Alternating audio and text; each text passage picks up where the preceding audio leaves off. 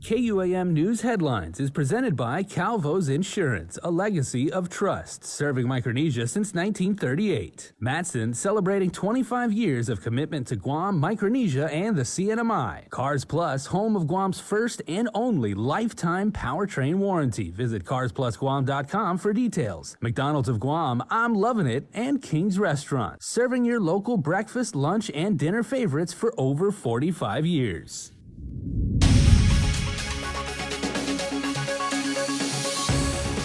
Now on primetime, bail was set at $750,000 for the second suspect in the murder of Michael Castro. Plus, the island's governor is eyeing a possible move into pandemic condition of readiness level 4 in a little over a week.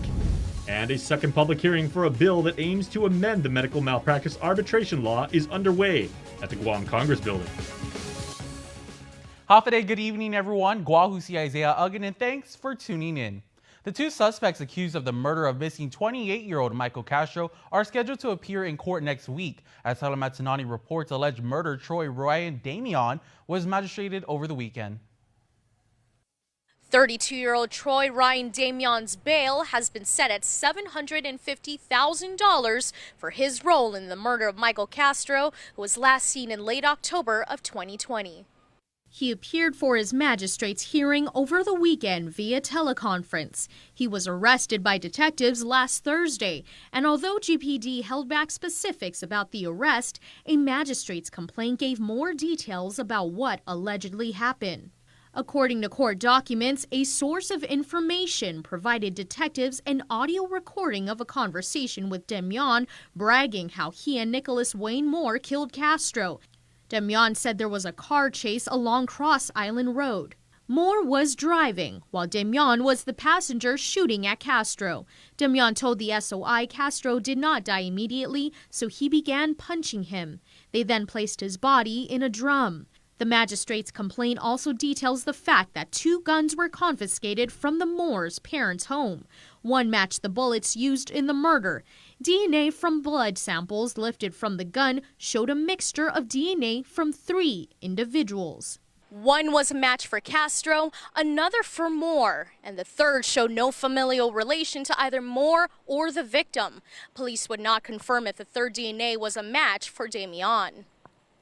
During Saturday's hearing, Damian's defense attorney Joseph Rosano tried for a lower bail and referenced Moore, saying, quote, "He's not the same type of person that flees the island to avoid prosecution," and argued that the amount was unreasonable. However, Magistrate Judge Benjamin Cizon denied the request. Damian is charged with aggravated murder, and aggravated assault. His preliminary hearing will be before presiding Judge Alberto Lamarena on July 20th at 4 p.m.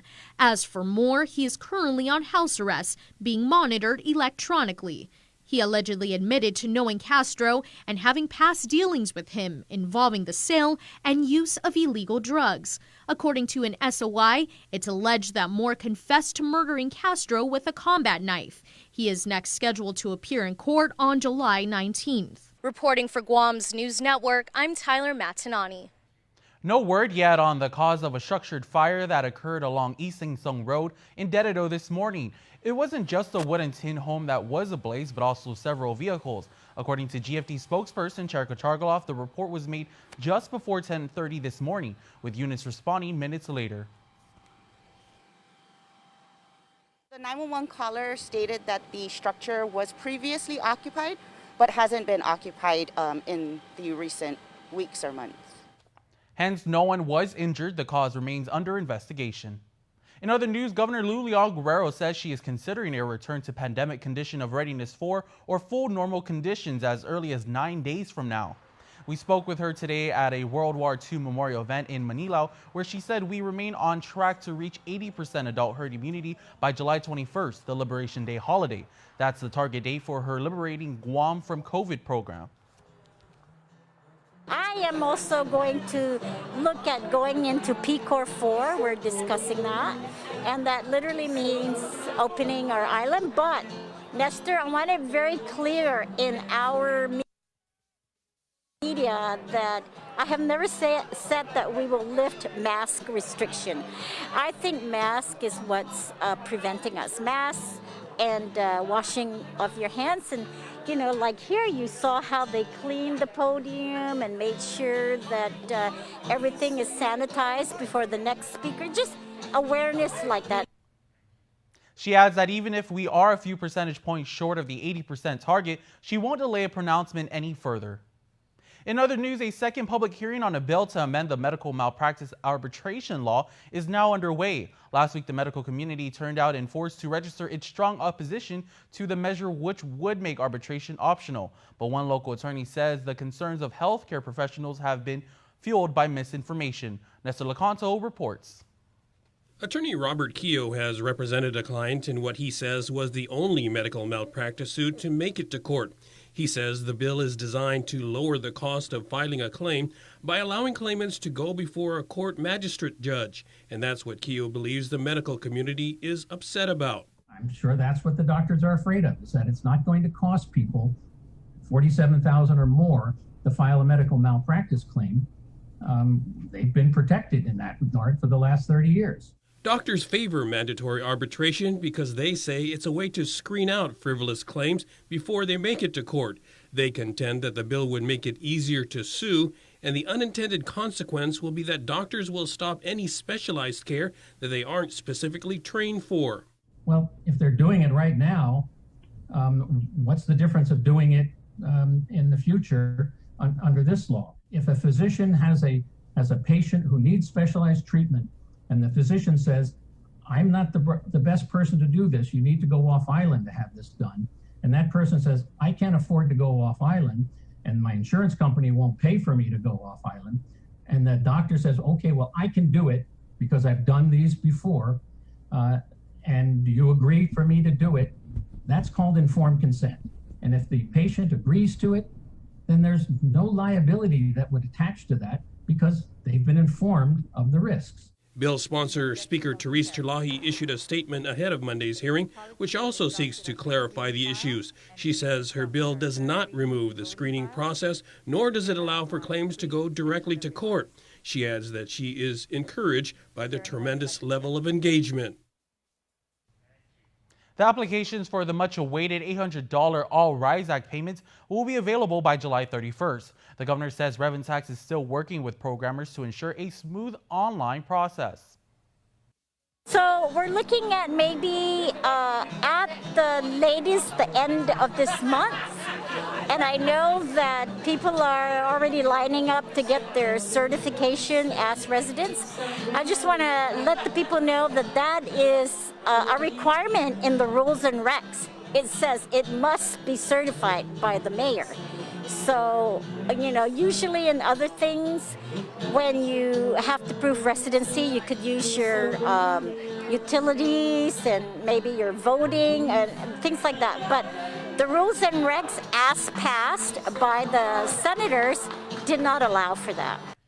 There's no timeline yet for the release on payments. The administration says it's still waiting for final spending guidelines from the Treasury Department, which are due out by July 17th. The legislature passed a bill called the RISE Act in December, which authorized a local pandemic assistance program. The governor allowed it to lapse into law in January, but wrote in her transmittal letter that it was tantamount to an empty promise because funding was limited at the time. But in May, she announced a new All Rights program that expanded eligibility to Government of Guam workers.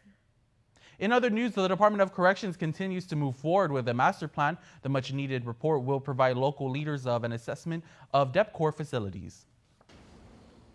Overcrowding and structural failures have been ongoing issues at the Guam Department of Corrections. I don't think there's any question that we need a new prison. We've been talking about this for years, since I've started in '94. The biggest problem has been locating the funds needed to make it happen. DOC Major Anton Uggan explains how they've been preparing the report for the public hearing to discuss a bill that will finance the new prison. Vendors were here last week working on it. We did a lot of work in the last week and a half they were here, visiting Guam Behavioral and meeting with the staff, going over some finer details of the plan. Again is referring to the contractor tasked to come up with a master plan for DOC. Information 2 Energy was hired to conduct an assessment of the prison. It is expected to be completed by August. The plan will be helpful as legislation was introduced by Senator Joe San Augustine. The bill, titled the Department of Corrections Modernization Act of 2021, is the latest push for action. He and his 8 bipartisan co-sponsors have identified federal reimbursement of earned income tax credits as the funding source. Because once we do this master plan, the next phase becomes really getting an architect, architectural services now to take what we put together and kind of put it into a design. Once that's completed, DOC will be able to determine the true cost of the project. Hopefully the legislature can, identify the funding and make it happen. A public hearing on the bill is scheduled for July 19th. Reporting for Guam's News Network, I'm Tyler Matanani. Stick around for more news here on Primetime. You're watching KUAM News. Do you feel like you're missing out on something? Make life more rewarding with Pacific Points. Earn and redeem points for bill rebates and free load at IT&E, discounts on fuel at Shell, vouchers at Foodies, and United Mileage Plus miles.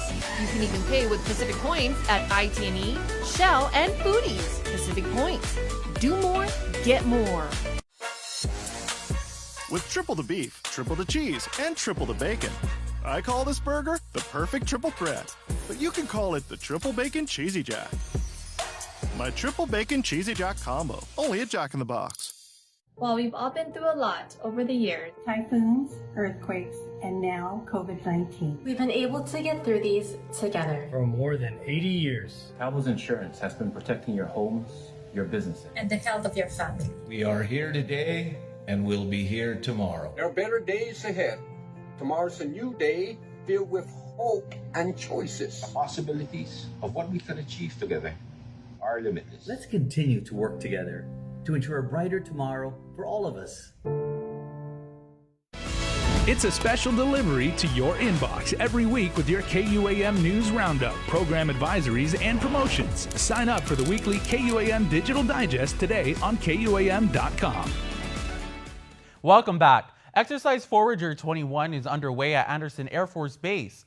The military training, which involves about 4,000 U.S. personnel, is being led by America's 1st Corps based out of Joint Base Lewis McChord in Washington State. Forager 21 consists of several major events to include an 82nd Airborne Operation, a bilateral airborne operation with a Japan Ground Self-Defense Force and 1st Special Forces Group, a live fire exercise, and high mobility artillery rocket systems by land, air, and sea, and modernization efforts in the space and cyber domains. Forager 21 runs through August 6th. As referrals continue to come in daily, which are reports of suspected maltreatment, Child Protective Services is still in need for foster parents. Here's more. There are more than 447 children in some level of foster care on the island, and only 43 licensed foster families on Guam. Of the 447, 226 children are in relative placement, according to the Department of Youth Affairs Executive Director Melanie Brennan, who is temporarily the head administrator of Child Protective Services. CPS has been under the administrative custody of DYA after Governor Lou Leon Guerrero declared the agency's operations under a state of emergency since late January. One of the many challenges is the lack of foster families on island. Like the shortage of social workers for the department, Brendan said the recruitment and retention of foster families is just as difficult. There are more families interested in, adopting kids than there are adoptable kids. It's really a difficult job to take in kids temporarily, and so the families that we do have, they are vetted and they understand that it's just a temporary placement. Brennan is asking the community to do what they can to help the growing issue. So no single agency can address and combat child abuse and neglect. Like CPS can't be responsible for taking care, and so we really rely on the community to be engaged, to be aware, to make the reports, to have confidence in CPS that we will investigate, but we need help in placing children. And so please become a foster parent, because that there is a need, and you can do your part in assisting families and supporting families so that they can get back on track and receive their child back. You can call 475-2653 to become a foster parent. In addition, if you would like to become a foster parent but need some guidance, Harvest House hosts informational meetings. Part of its mission is to equip families on the island to be foster parents to the abused, abandoned, and neglected children. Bethany Taylor, Executive Director of Harvest House, said the next informational meeting will be on July 22nd at 6 p.m. via Zoom. Taylor and CPS licensing social worker Sarah Sr. will be going over the application process and answering any questions. If individuals would like to set up a private meeting to discuss being a foster parent, they can call Harvest House office at 300-5433. Interested people can sign up for the next informational meeting through their Facebook page, Harvest House Guam, or email them at harvest.house@hbcguam.net. Due to a number of issues such as capacity being maxed out at the Guam Animals in Need Shelter and the herd of dogs in Tizad, the Stray Animal Roundup program is on hold. Mamontoto Mighty Mayor Rudy Paco, who is the Stray Animal Roundup Committee Chair, gave an update on the program during the Mayor's Council of Guam monthly meeting. What GAIN is doing is your staff will call me and make that arrangement to see if there is room for dogs or cats on that certain day. Sometimes it may not be in the morning, it might be in the afternoon when you can turn it in. So if your staff can get a hold of me, I'll make the arrangement to see if there's room at GAIN. Now if there's no room at GAIN, then we have to hold the dogs at the shop for a while. I know that's the reason why you guys are kind of like getting upset, because we don't run a kennel business, but just be patient. And at this time, I think I mentioned also in the group chat that you really must call Mayor Paco at this present time, because we are trying to ensure that there is sufficient room at GAIN for a particular purpose. So please just work with Mayor Paco's office to handle what you currently have in the next week or two. According to Paco, just for the month of June, 93 dogs, 4 puppies, and 1 cat were turned into GAIN. The latest in a series of memorial events remembering the World War II suffering of the Chamorro people during the Japanese occupation continued today. Officials and community members laid wreaths at a memorial marker at the Manila Mayor's office. In his remarks, Mayor Alan Agata noted that thousands of Chamorros passed through the village in a forced march in Menangan. He said many from Manila were beaten, tortured, and killed by the occupying forces. The memorial tour of significant wartime sites will culminate with the commemoration of the island's 77th Liberation Day anniversary on July 21st. In other news, the 4-week Guam Police Department Project U is on their last stretch. GPD spokesperson Sergeant Paul Tapao explained some of the strategies youth participants got to experience in their last mentorship Monday. Seeing what it takes to be a CSI, seeing what it takes to be a forensic science investigator, dusting for prints. They had an opportunity to use a soot to look for prints throughout the different scenes.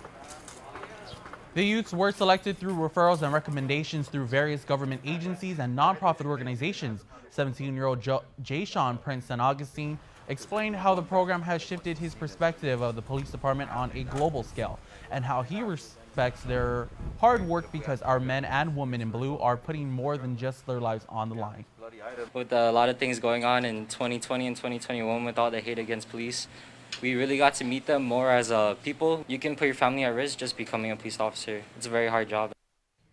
Meanwhile, 14-year-old Wyatt Gimenez said that they enjoyed interacting with the police and their peers from around the island post-pandemic. We got to know them instead of just judging them by where they live. And then we got to know them personally and become friends, close friends. The week will end with a final ceremony on Wednesday. Realtors and those looking into purchasing a home of their own, mark your calendars for this Saturday, as the Guam Association of Realtors will be hosting a virtual housing symposium. Appearing on the link this morning, Sean Bloss, the president for the Guam Association of Realtors, said the event will detail how to navigate the real estate industry and include speakers and presentations from financial institutions. He explained the overall goal of how the pathway to ownership. We are the protectors and educators of real estate on Guam, and we want to make sure that we get out as much education to the public as possible so that we can help have everybody understand what it takes to buy a house and, and everything that it entails in there. The symposium will be streaming live on Saturday, July 17th at 10 a.m. on both the Guam Association of Realtors and KUAM News Facebook pages. For more information, you are encouraged to call 477-4271. Up next, your community calendar and your look at sports with Dave Delgado. Don't go away. You're watching KUAM News.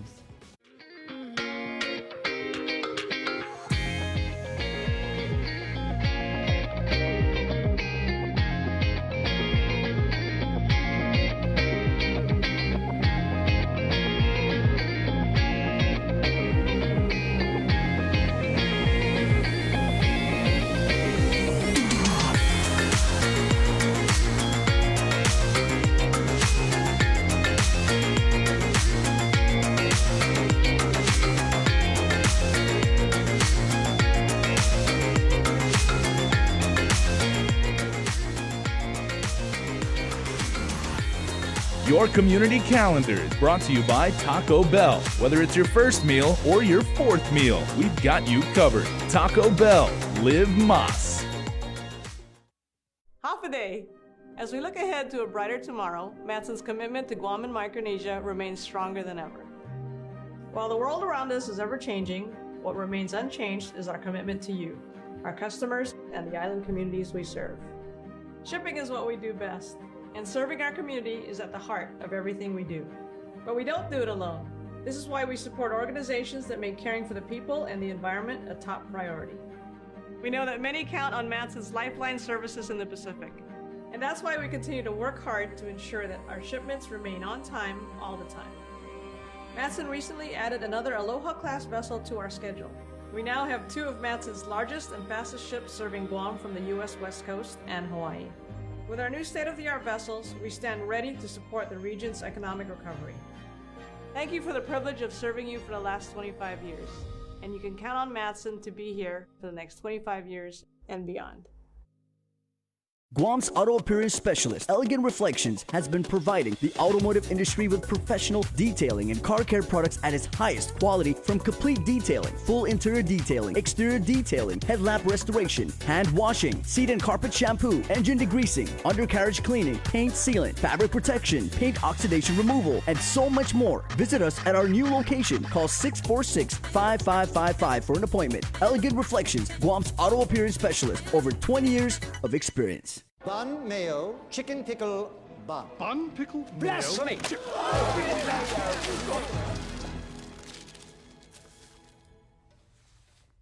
No bun. The Naked Chicken Chalupa, only at Taco Bell. KUAM Sports is brought to you by Docomo Pacific. Better together.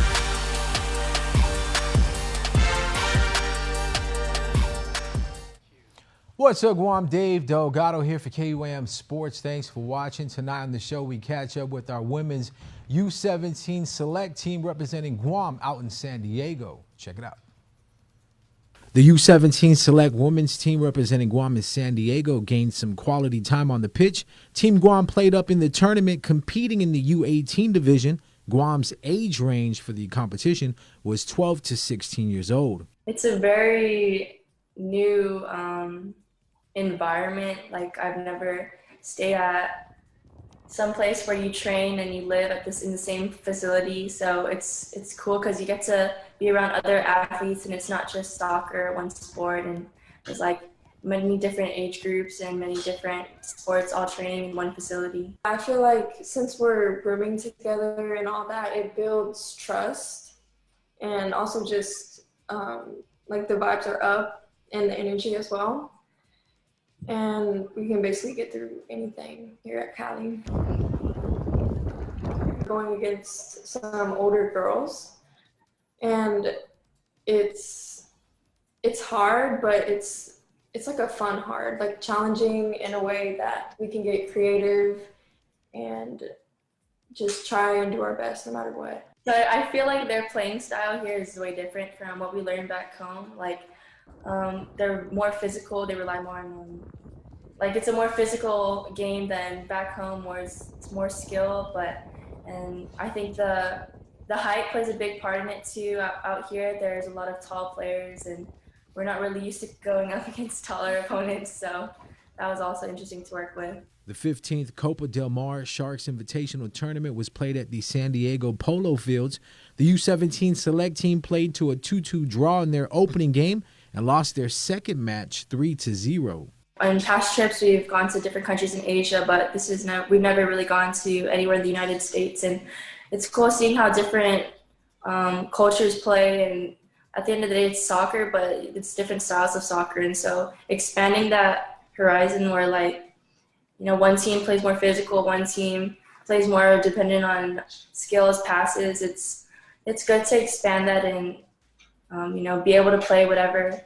Guam Football Association Technical Director Sang-Hoon Kim and head coach Derek Cruz led the staff on the trip to the West Coast. It pushes us harder to, like, run as fast as they can, pass as good as they can. And so in the end, it just allows us to be a better team. Sang-Hoon Kim says he hopes all the players use this opportunity to assess the next steps in their development compared to their peers in the U.S., as well as to start thinking about their plans after high school and how consistent football development may help them achieve their goals. I want to thank GFA for just giving us this opportunity, because without them, we wouldn't be able to be here right now, without them organizing it, and with the staff and the coaches just putting the time in to help us improve all as a team and as players and as individuals. And I also want to thank my grandma back home for supporting me through all this and staying up late at night to watch me play. I would also like to thank GFA just for how they put this all together just for us and as a team. It means a lot, and how we just ultimately go from this and what's, like, for us to think what's next. And I would also like to thank my mom for flying all the way out here with me, and also my grandma for flying across the country just to watch me and my sister play, and for my dad that is watching across the country and keeping up with all the matches. Well, that's going to do it for sports. We're back right after this. KUAM Sports is brought to you by Docomo Pacific. Better together.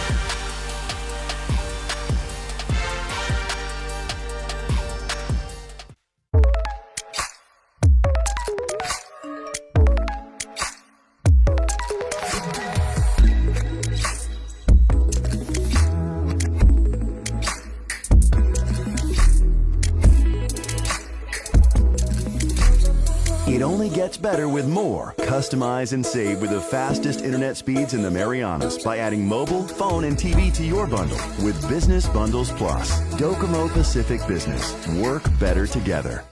You may ask yourself, what is a blue raspberry? Or a pink lemon? Or even a strawberry watermelon? But they taste so good in these Minute Maid slushies from McDonald's. Who cares? It's more than a drink. It's a McDonald's drink.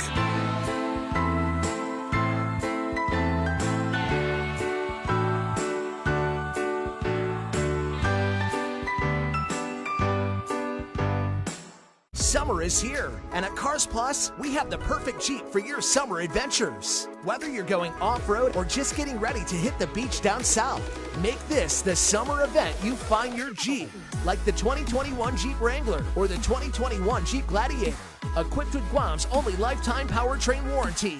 Call us at 477-7807 or visit our website at carsplusguam.com to schedule a test drive today. Cars Plus, driven by you. Welcome back. We continue with our weekly segment highlighting some of the island's businesses who are Guam Safe certified by the Guam Visitors Bureau and have the World Travel and Tourism Council Safe Travel stamp. Tonight we make our way over to the Dusitani Guam Resort in Tumon. Guam Safe and WTTC Safe Travel Certified Program Showcase is brought to you in partnership with the Guam Visitors Bureau. Half a day, my name is Joel Sanchez. I'm the Property Total Quality Manager for Dusitani Guam Resort, Dusit Beach Resort, and the Plaza Shopping Center. It's important for Dusit International and our Regional Vice President for Operations, Mr. Dean Hansman, to get Guam Safe certified and the WTTC Safe Travel stamp, because security and safety is our main priority. It also gives confidence to our guests about our product and services. Our commitment is not only to provide a memorable and unique experience, but also a safe and clean environment, especially during this pandemic. This stamp is a validation. It's a statement that speaks to our market and our partners, both locally and worldwide, that we are dedicated and meeting their standards. It means peace of mind. For guests and employees, it means that we are operating at the highest level of compliance. At least set foot onto our property, whether for restaurants, spa, banquets, gym, and even guest rooms, it gives them confidence that we are operating and all the protocols are executed for their safety.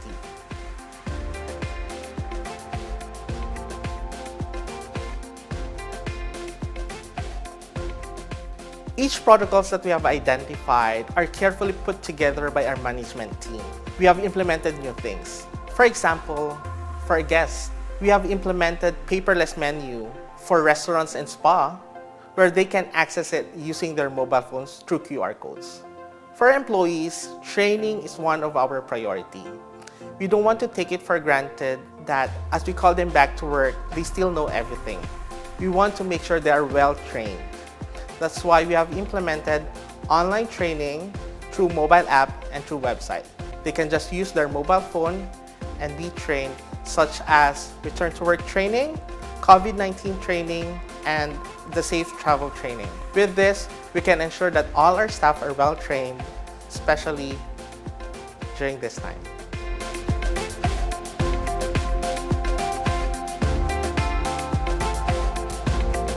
With these protocols in place and having a well-trained staff, we are ready and very much excited to welcome guests and tourists here at the Dusit Thani Guam Resort, Dusit Beach Resort Guam, and the Plaza Shopping Center. Guam Safe and WTTC Safe Travel Certified Program Showcase is brought to you in partnership with the Guam Visitors Bureau. For a complete list of Guam Safe Certified and WTTC Safe Travel Certified businesses, or if you would like to know more on how to receive such certification, log on to visitguam.com now. And before we close out the news tonight, our latest round of birthday shoutouts from the Coldstone Creamery Birthday Club. On the 12th of July, we say happy birthday to Austin James Cruz. Love from your 4 brothers and your baby sis Riley. Happy birthday to Austin James. And belated birthday wishes going out tonight to Keenan Joel Kitachai. Happy belated birthday number 1 to my grandson.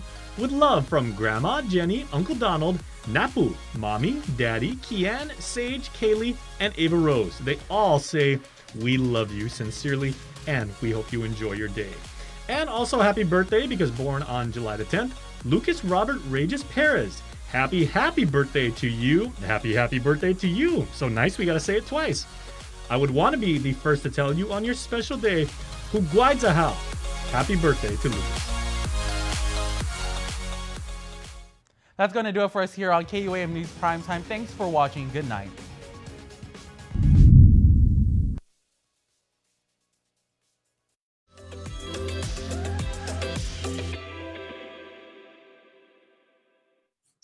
All right, Hafa Day, and welcome to another episode. I want to thank you for watching wherever that may be on